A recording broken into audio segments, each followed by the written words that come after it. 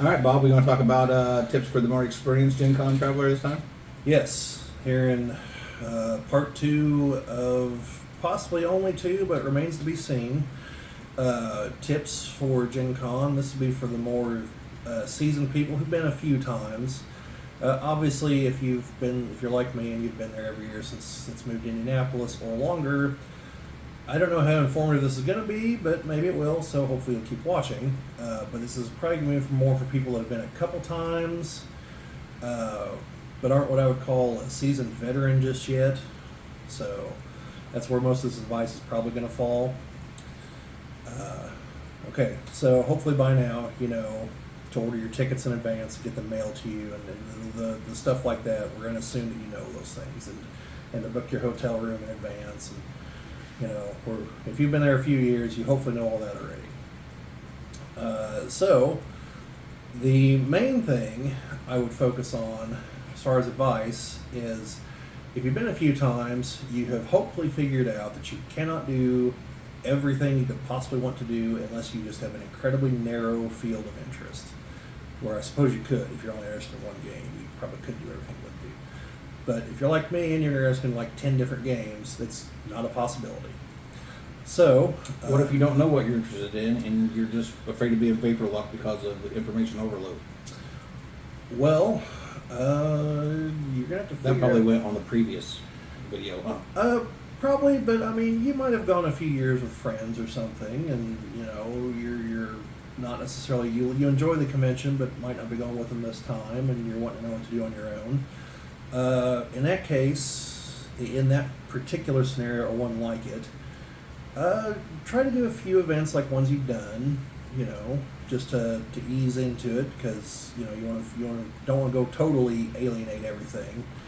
But, pick some other events. And if you're having trouble deciding, well, if you've played any games at all, you know that there are ways to decide when you have a list of choices, typically involving a multi-sided object with all kinds of numbers on it.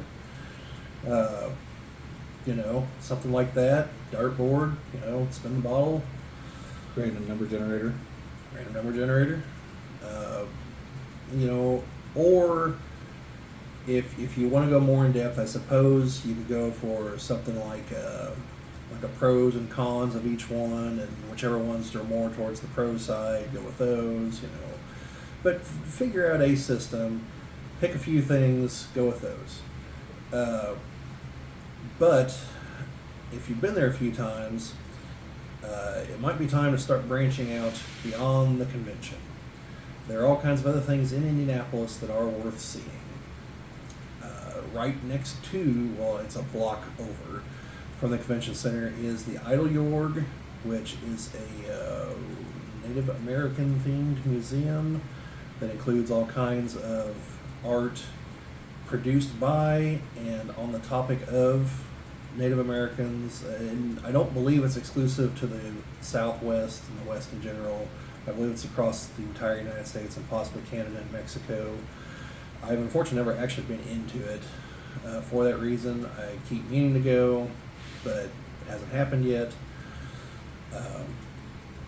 And then it is attached to the State Museum, which features a true IMAX theater, which means the screen is 80 feet tall.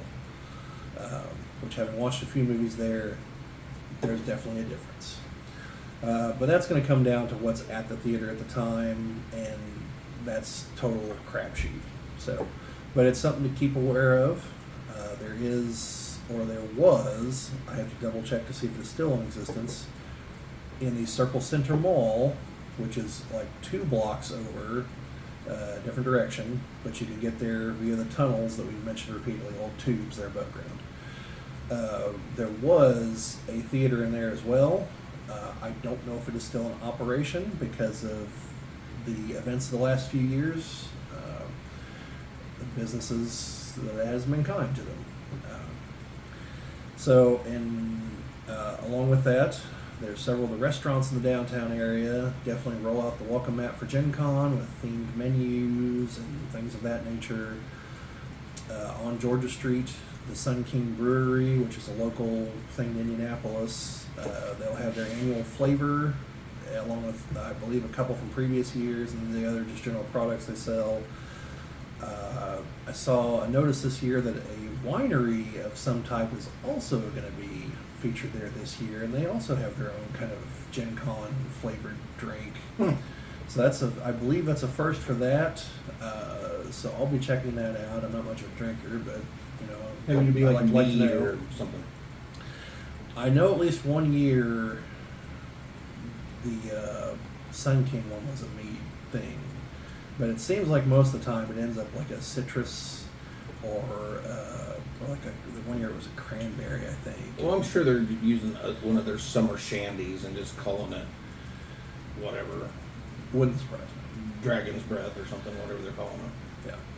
But I know that there's a kind of a local winery that makes a mead, so I just thought Yeah. Also there are events in the Lucas Oil Stadium, but the stadium itself is also worth checking out, just on its own, or if you're a football fan, because it is where the Indianapolis Colts play, and it's a fairly modern. It's been built since several years after GenCon moved to Indianapolis, so it's a modern stadium. It's worth looking at all by itself. it's one of the nicer football stadiums in the NFL. I mean, obviously there's new ones going up all the time, and they're all trying to outdo themselves. Indianapolis is a modest town, comparatively speaking, but it's a very nice place. Yeah. As is the Gainbridge Fieldhouse, where the Indiana Pacers play basketball. It's a couple blocks down the road. Yeah. Thus far, I don't see any events listed in there. A few years ago, we went to a concert that was held there. It was tied into GenCon. The band was there specifically for GenCon. It wasn't just so happened there was a performance there. In years past, they have done that. As far as I'm aware, they're not doing it this year, but something could change between now and then. There's still 2 weeks left. I wouldn't count on it, though. I'm just saying it's a possibility. To that, kind of in that vein, I'll have to check. But generally speaking, the Indiana State Fair is going on during GenCon. And if you're going to be in town, like before or after, like the Wednesday or Monday, or you just want a change of pace on one of the days, in my opinion, it is worth checking out. They've got rides and everything you can imagine that can be deep fried is deep fried. Some I saw a things more than deep fried once. stick of butter there one time. Yeah, I didn't try it, but I saw that. I got a deep fried pork. It's pork chop on a stick. It's deep fried. It's probably about this thick. It has to be, like, if I were to rank every pork chop I've ever eaten in my life, it is probably number one. If it's not number one, it's top 5. I enjoyed. I've tried the deep fried Twinkie and the deep fried Snickers. Delicious. Yeah. So, if you're into fried food at all, And then the Indiana State Fair is a place for you. yeah, it's worth checking out. You want deep fried anything and some country music. Yeah, pretty much. I think there's a racetrack there. Oh yeah. Sure. And I know I got some honey. There was a whole honey exhibit. They had honey flavored ice cream, and by that I mean like honey was used in the creation of the ice cream, not just flavored into it. Yeah. And they also had flavored honeys because of like the main was mint, and that's because they had the bees pollinate with From mint Yeah. plants instead of not adding to it. It's beautiful. And that was Honey's delicious. a superfood. Yes, and that was delicious. So I can't, if you got the time, it's worth checking out if you're into that kind of thing at all. Honey. The subject of honey is for a different video, probably on a different channel. But just honey, superfood. Yeah, Check it out. yeah. Make sure you get pure honey. Pure organic honey. Right? Yeah. Don't buy the stuff that China is making, faking, and sending over as organic pure honey. Yeah, and the best way to know is if you buy locally sourced honey, because hopefully you can trust someone that you know to actually make it correctly. So then, I've never personally been, but apparently there's a Bob Ross museum in Indianapolis. I had no idea. Yeah, I was, looking for things to do there at one time, and it's listed. There's also the Kurt Vonnegut Museum, library. I don't know exactly how you parse that, Go but to IU. I believe so, yeah. You went to IU. So that's also there. Then I would actually like to see that. I'm a big Vonnegut fan. Yeah. And again, I haven't been to either of those, but they are there. I hear they're worth checking out. There's the canal that kind of winds its way through downtown. It's nice. It is nice. It's clean. It's manicured. It's been constructed. It's not just a creek running out through the middle of town. Yeah. Sewage in it. It's a nice area. And if you've been to Indianapolis a few times for GenCon, you know that generally speaking, the downtown area is fairly clean. You do see, I guess panhandlers is probably the term I want to use here. But by and large, those people are rare, and at least in my experience, they don't hang out around the convention center, which if you've been there, you notice that. You will see them more once you get a little bit closer to the actual center of downtown, like by the mall and probably by the Circle, the Capitol Monument. Closer to the basketball Yeah, gym. yeah, and I've noticed Field house. in front of, very close to Fogo de Chao, is another popular hangout.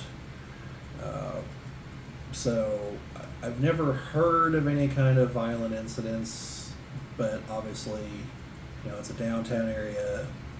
Be on the lookout because Don't get shanked because you can usually give somebody $1. Yeah, you never know what you're going to run into, so just be alert. Situational awareness, people. Yes, that should have been a tip in the other video as well. Like, just, especially if you are not used to being in a larger city, like, things just simply do not work like they do in a small town. Like, just Situational awareness. In fact, that something prompting that came up on the forums very recently. Oh, if you don't already check them, check the GenCon forums. There's a wealth of information there. There are representatives of GenCon who show up and answer questions. There's a greater tolerance for dissent than there is on their Facebook page and elsewhere. So conversations are generally allowed to play out and not just unpopular opinions being edited away. So you do get, so people are allowed to express their opinions up to a point. Obviously, the moderators have to keep things moving. So once a point's been made, move on. But definitely check them out. Lots of information. It's divided up into sections, so it should be easy to read. But also check the actual GenCon Facebook page. In my experience, you will find more information on the fans of GenCon page, and you'll find far more people that can answer your questions there, because they're just people that know, not people that work for GenCon, who there's only so many, and their time's obviously limited. And they're probably spewing the company line too. Right. Yeah, which as much as we all like GenCon or any other company, like, they are companies. Like, they're not. They as an entity are not our friends. We're in a business agreement. We're in a business arrangement with them. So that's just the way it is. The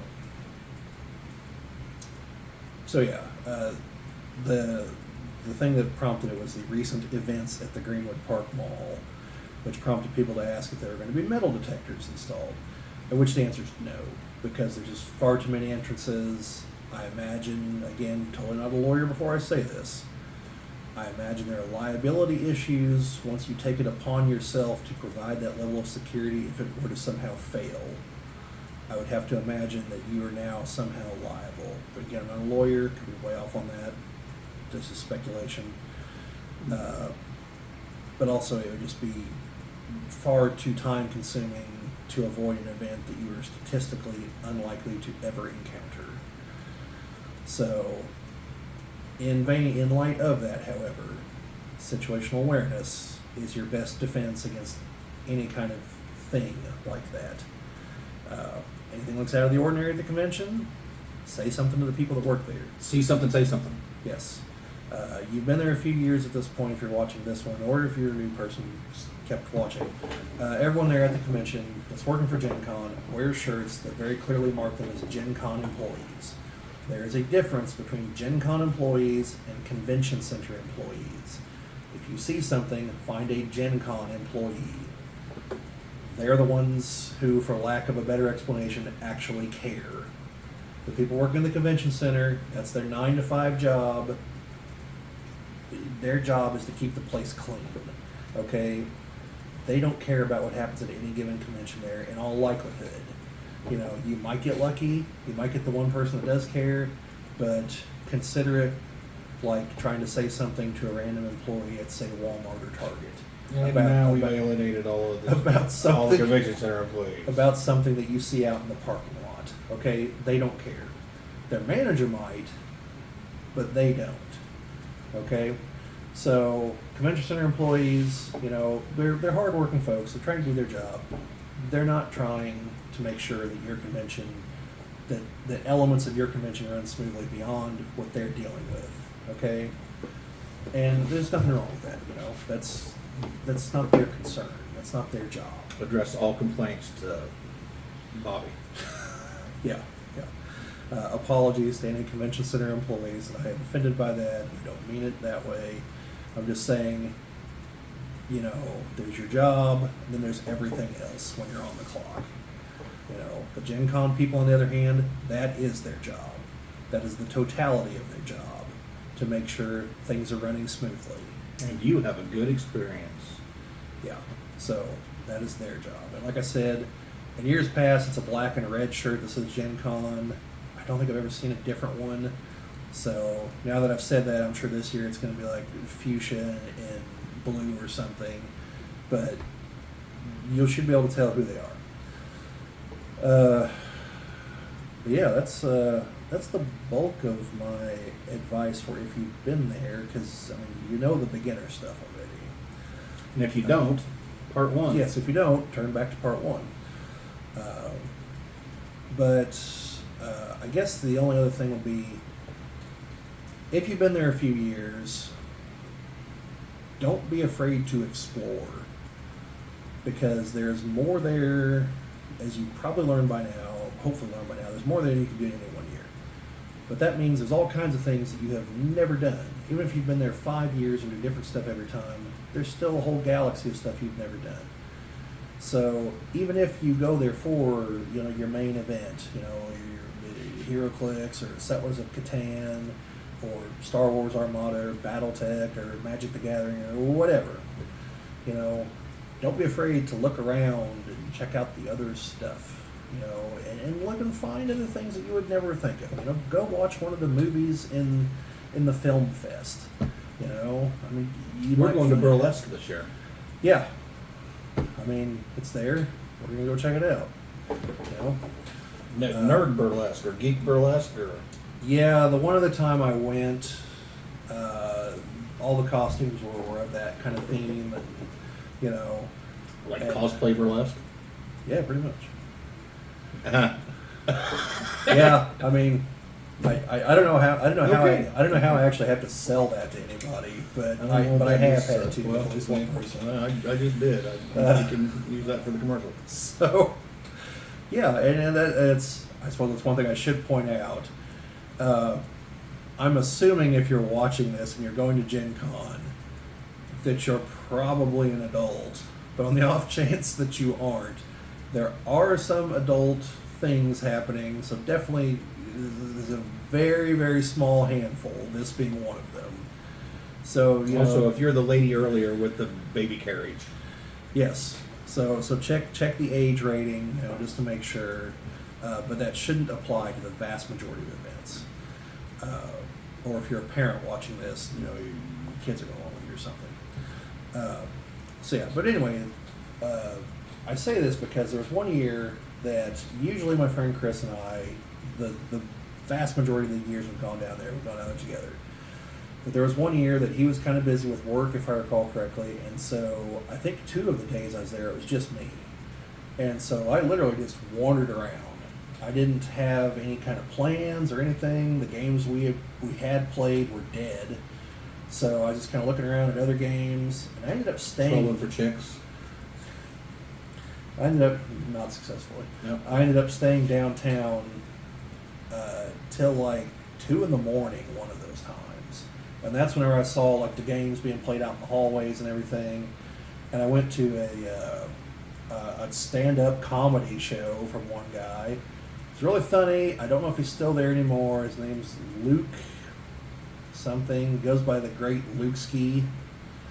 It was really funny. What was it themed? Yeah, it was, geek nerd stuff. It was one of the convention rooms. And, he had a lot of musical numbers. Like the one that sticks out was one that sounds kind of like a 40s or 50s kind of song like that, being about a guy that's a big anime fan coming back from Japan, obviously from the war. I guess. It's funny. It's stuff like that. This particular time, there was some guys that also put on a puppet show earlier who were in the back. They're like fiddling with their puppets, and Luke couldn't concentrate. And finally, I tell him, like, "Look, guys, it's hilarious, but stop with the damn puppets. Like, I'm not going to get through this." Which, that's what you get when you get live events. Stuff like that happens. That's not scripted. That's life. That's experience. It's the beauty of it. And you're not going to get that if you just stick with whatever it is you've been doing. So don't be afraid to experiment. Branch out. Try a food truck you haven't tried yet. Try a restaurant you haven't tried yet. Try events you haven't gone to. Like I said, there's the film. Try fest. a gender you haven't tried. There's the film fest. There's the anime fest. There's authors putting on things about the books they've written, or just answering questions. There's seminars about how to make games. They just do stuff you haven't done before. You might not like it, but you might. Give you stories to tell down the road, if nothing else. Maybe give you a life experience. It's meant to be fun. So have fun with it. Yeah.